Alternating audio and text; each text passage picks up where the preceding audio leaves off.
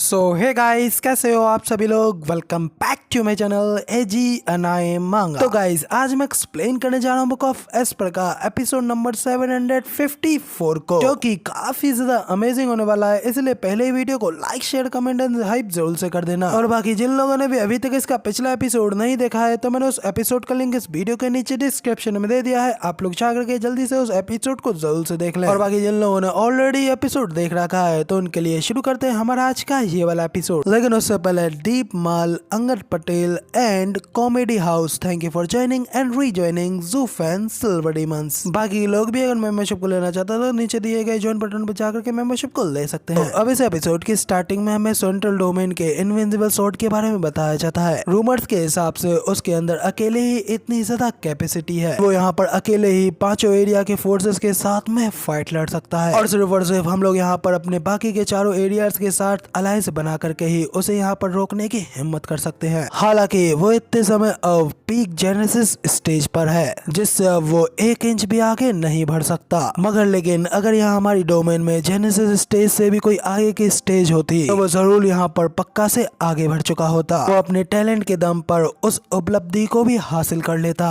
वो बिना किसी विवाद के इस दुनिया का सबसे स्ट्रॉन्गेस्ट इंसान है, और उसको मिला ये इनविंसिबल का टाइटल वो उसके लिए बिल्कुल सही है। तो इधर ये सब कुछ सुनने के बाद में इधर येलेन भी अपने मन में कहता है, तो उसका वैसे स्टेज से आगे न बढ़ पाने का एकमात्र रीजन बस यही है। इस मोटल डोमेन के ऊपर एक लिमिटेशन पहले से ही इम्पोज कर दी गई है, जिससे कोई भी यहाँ पर चाह करके भी आगे नहीं बढ़ सकता। अगर मेरे लिए सोचने वाली बात तो यह है कि जब मैं भी जेनेसिस स्टेज पर पहुंच जाऊंगा, तो तब आखिर हम दोनों में से कौन जीतेगा। मैं जो कि एक सीक्रेट बीस्ट का इनहेरिटर हूँ, या फिर वो जो कि एक ह्यूमन है। इसी तरह कुछ और देर तक आगे उड़ते उड़ते वो सभी लोग वहाँ पर यूनिवर्सल राइटियस एक्ट के क्षेत्र में पहुंच चुके होते हैं। पहुंचते ही एल्डर उन लोगों को बताते हैं कि देखो, हम लोग यूनिवर्सल राइटियस एक्ट के पास ऑलमोस्ट पहुंच ही गए हैं। यहाँ पर इतना कहते ही अचानक से इस एक्ट के अंदर से एक गोल्डन कलर की चमक तेजी से बाहर निकलती है, जो कि इतनी ज्यादा ब्राइट होती है कि मानो वहाँ पर एक दूसरा सूरज निकल आया हो, जिसके अगले ही पल वो ब्राइट रोशनी वहाँ पे अचानक से एक बेहद बड़े आग के बवंडर में फटफड़ती है। बवंडर के अंदर पूरा का पूरा सेक्ट ही कैद हो जाता है। एक झटके में उस गोल्डन फायर की डिस्ट्रक्शन जमीन और आसमान दोनों को ही निगल जाती है। वहीं पे डबल ड्रैगन गैदरिंग के वो तीनों एल्डर्स, जो कि उस तबाही से अभी भी काफी ज्यादा दूर खड़े होते हैं, अभी इतनी ज्यादा दूरी पर होते हुए भी उस धमाके की फोर्स से नहीं बच पाते। तीनों साथियों से कहते हैं कि जल्दी से यहाँ पर प्रोटेक्शन शील्ड को एक्टिवेट करो, डिसाइपल्स को प्रोटेक्ट करो। इसके साथ ही उस फोर्स से बचने के लिए वो तीनों एल्डर्स अपने सामने अपनी सबसे पावरफुल शील्ड को एक्टिवेट करते हैं, जिसके अगले ही पल जैसे ही वो फोर्स उन लोगों की शील्ड से जाकर के टकराती है, उन तीनों एल्डर्स की वो मजबूत शील्ड भी ज्यादा देर तक उस फोर्स को सह नहीं पाती, वहीं पे कांच की तरह टूट करके बिखर जाती है, जिस वजह से वो तीनों एल्डर्स भी उस फोर्स से हिट होने के बाद में काफी ज्यादा जख्मी होकर के दूर जाकर के गिरने लगते हैं। उनके साथ में वो सभी डिसाइपल्स, जेंटल स्वॉर्ड, जानवो, जीटियांग, नेलन और बाकी के सभी लोग भी वहाँ पर उस फोर्स से हिट होकर के जख्मी होते हुए पीछे की ओर जा गिरते हैं। तभी जैसे तैसे वो फोर्स धीरे धीरे वहाँ पर कम होने लगती है, लेकिन जहाँ पर से उस भयानक तबाही का मंजर शुरू हुआ था, उस हमले के बाद में उस जगह का नामो निशान नहीं रह जाता। वहाँ पर सिर्फ और सिर्फ उस तबाही और तबाही का धुआं ही पीछे रह जाता है। तो वापस से उस जगह का सीन दिखाया जाता है जहाँ पे कि वो सभी डिसाइपल्स जख्मी हुए होते हैं, क्योंकि भी उस फोर्स से हिट होने के बाद में वहाँ पर बेहोश हो गया होता है। पल जैसे ही उसे होश आता है, तो वह अपनी आंखें फाड़ करके सामने की ओर देखता है। यहाँ पे एलियन तो ऑलरेडी होश में आने के बाद में वहाँ पर खड़ा हो चुका होता है। वो भी उस तबाही के मंजर को वहाँ पे हैरानगी से देख रहा होता है। तभी उस तबाही के मंजर की ओर भी हम लोगों को दिखाया जाता है, जहाँ पे उन सभी लोगों के आगे की हर एक चीज पूरी तरीके से तबाह हो चुकी होती है। जिस तबाही के मंजर को देख करके वहाँ पे एल्डर भी थर थर कांप रहे होते हैं। इधर वुकिंग भी हैरानगी के साथ में अपनी बड़ी बड़ी आंखों को फाड़ते हुए उस सब नजारे को देखते हुए कहता है कि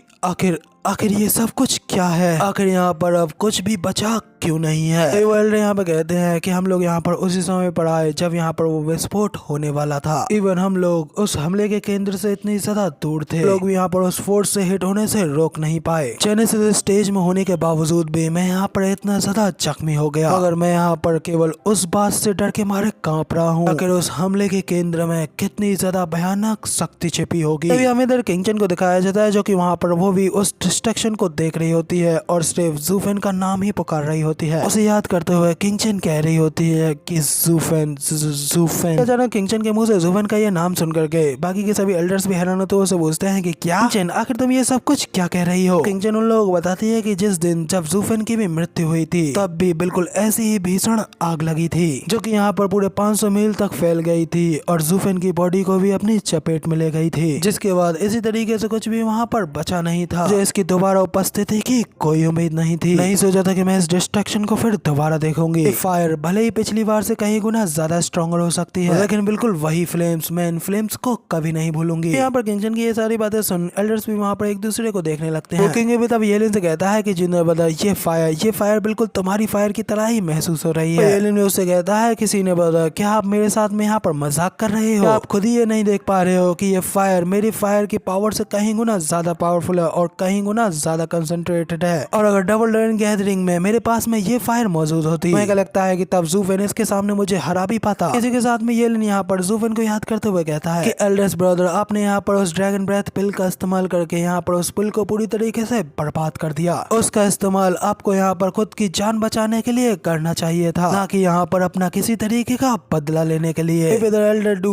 बाकी के एल्डर से कहते हैं कि चलो अब आगे बढ़ करके देखते हैं कि एग्जैक्टली वहाँ पर क्या हुआ था। इसके साथ ही वो वहाँ पर क्या हुआ था उसका पूरी तरीके से पता लगाने के लिए उस आग की तबाही की ओर आगे बढ़ जाते हैं, जहाँ पर वो पूरी जगह अभी भी आग की लपटों में ढक रही होती है। उन्हीं लपटों के बीच में से कोई धीरे धीरे चल करके बाहर निकल कर आता है, कोई और नहीं बल्कि हमारा हीरो ज़ूफेन होता है। वहाँ पर यूनिवर्सल राइटेस एक्ट को तबाह करने के बाद में जोर जोरों से हंसते हुए कहता है वाकई में ये ड्रैगन ब्रेथ पिल तो बहुत ही ज्यादा बढ़िया है। बस इस सेक्ट के बैरियर के अंदर सिर्फ एक होल किया था और उस होल के अंदर बस इस ड्रैगन ब्रेथ पिल को फेंक दिया। कोई फर्क नहीं पड़ता है कि इस सेक्ट के अंदर कितने जेनेसिस स्टेज के या फिर कितने सोल हार्मनी स्टेज के एक्सपर्ट्स थे, सभी के सभी लोग यहाँ पर इसके आगे बिल्कुल बेकार थे। एक ही झटके में सभी का बन करके टोस्ट बन गया। हालांकि इस तरीके से इन लोगों के ऊपर अपनी ड्रैगन ब्रेथ पिल का इस्तेमाल करना एक पूरी तरीके से बिल्कुल वेस्ट था। फिर भी मुझे ये सुनिश्चित करने के लिए यहाँ पर हर कोने की जांच करनी होगी कि यहाँ पर कोई बचा ना रह गया हो। जो कहते हुए अचानक से ज़ूफेन को अपने पीछे से कोई आता हुआ फील होता है। फील करते हुए ज़ूफेन भी अपने मन में कहता है कि आखिर अब ये क्या है, क्या कोई मेरे पीछे आ रहा है। इसके साथ ही ज़ूफेन यहाँ पर अपनी divine eyes of the void की 6 स्टेज का इस्तेमाल करता है। इस पावर की मदद से अपनी वॉइड डोमेन बनाते हुए उस वॉइड डोमेन में जाकर के वो छुप जाता है, आने वाले वो बंदे उसे देख ना सके। तभी हम लोगों को भी दिखाया जाता है कि वो तीनों एल्डर्स उस जगह पर पहुंच गए होते हैं, पर कभी यूनिवर्सल राइटेस एक्ट था और वहां पर अब सिर्फ डिस्ट्रक्शन ही रह जाती है। तभी उस डिस्ट्रक्शन के मंजर को देखने के बाद में एल्डर डू की भी हैरानगी के हमारे आंख खुली की खुली रह जाती है। वहां पर घबराते हुए कहते हैं कि हे भगवान, आखिर एक ह्यूमन ऐसा कैसे कर सकता है, किसी ह्यूमन के अंदर इतनी ज्यादा भयानक पावर्स कैसे आ सकती हैं। सुपीरियर 3 सेक्टों में से एक यूनिवर्सल राइटेस सेक्ट सिर्फ और सिर्फ एक ही झटके में यहाँ पर पूरी तरीके से तबाह हो गया। यही डेविल माउंटेन के ओवरलॉर्ड 9 सैनिटरीज की असली पावर्स हैं। एल्डर के मुंह से इस नाम को सुनकर के ज़ूफेन भी हैरान तो अपने मन में कहता है कि क्या ओवरलॉर्ड 9 सैनिटरीज और डेविल माउंटेन। है कि डबल ड्रैगन मैनर ने भी यहाँ पर वेस्टरलैंड के इन सभी सेक्टरों की डिस्ट्रक्शन के लिए इन्वेस्टिगेशन शुरू कर दी है। फिर तो अब इस सब चीज का श्रेय यहाँ पर फेक ओवरलॉर्ड 9 सैनिटरीज के ऊपर आएगा। डबल ड्रैगन मैनर को भी यहाँ पर असलियत का जवाब मिलने से पहले मुझे यहाँ पर काफी ज्यादा समय मिल जाएगा। तीनों एल्डर्स अभी भी कह रहे होते हैं कि क्या सच में ओवरलॉर्ड 9 सैनिटरीज ने ये काम किया है। ये बात सुनने के बाद में ज़ूफेन अपने मन में कहता है कि आखिर किसको पता था कि कई सालों पहले टियानी में किया गया मेरा वो मजाक यहाँ पर मेरे लिए इतना ज्यादा यूजफुल रहेगा। एल्डर यू तो एल्डर डू से कहते हैं कि ऐसा बिल्कुल भी नहीं हो सकता। आखिर किसी व्यक्ति के पास में इतनी ज्यादा भयानक शक्तियाँ कैसे हो सकती है। मैं ये शर्त लगा करके कह सकता हूँ कि दुनिया का सबसे ताकतवर इंसान इनविंसिबल स्वॉर्ड भी यहाँ पर ये सब कुछ करने की ताकत नहीं रखता है। तो एल्डर डू कहते हैं कि क्या तुम्हारे कहने का मतलब ये है कि यहाँ पर जरूर कोई गड़बड़ है। तो एल्डर यू कहते हैं कि हाँ, ये काम सिर्फ एक अकेला आदमी तो बिल्कुल नहीं कर सकता, जरूर इस सब के पीछे कोई और दूसरी वजह तो मौजूद होगी जिसे कि हम लोग अभी तक ढूंढ नहीं पा रहे हैं। हो सकता है कि यूनिवर्सल राइटेस एक्ट के भीतर कोई अस्थिर घटनाएं घट रही हो ताकि उसने इस काम के लिए यहाँ पर इस्तेमाल किया हो, वरना आखिर यहाँ पर बाकी के सेक्टरों के अलावा सिर्फ और सिर्फ यूनिवर्सल राइटेस एक्ट के साथ ही ऐसा हाल क्यों हुआ। कुछ भी क्यों ना हो, किसी भी सूरत में मैं ये मानने से इनकार करता हूँ कोई कल्टिवेटर यहाँ पर इतना ज्यादा स्ट्रॉन्ग हो सकता है। बाकी के दोनों एल्डर्स को भी यहाँ पर एल्डर यू की बातों पर थोड़ा थोड़ा विश्वास होने लगता है।